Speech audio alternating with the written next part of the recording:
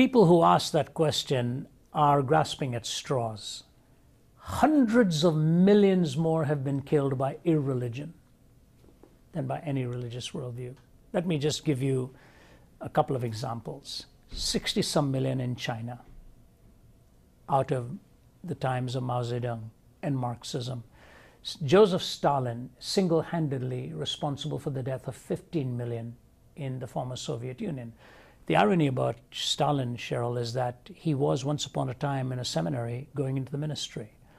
And then he decided to disavow God and clenched his fist at God. In fact, the last physical act of Stalin, he wasn't a very big man, 5'4" or something like that, lay in bed, and the last physical act was a clenched fist towards the heavens as he was hallucinating, head back on the pillow, and he was gone.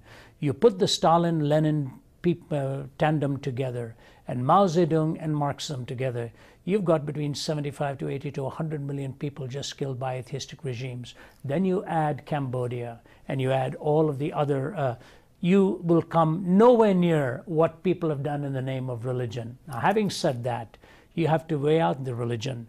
Is the person who is doing these horrific acts acting in keeping with their religious worldview or in violation of their religious worldview? When Jesus was cordoned off by his attackers and the high priest, and Peter was so upset and took out a sword and cut off the high priest's servant, Jesus said, no, put that sword back. And he said to him, to the high priest, you know, I was with you all along. Why did you come with all these staves and staves and all of this? You could have taken me any time you wanted. And he took the ear and healed the high priest's servant. Didn't just leave him unattended. And the love of Christ, he never sought political power. He never sought to use the sword to silence the enemy.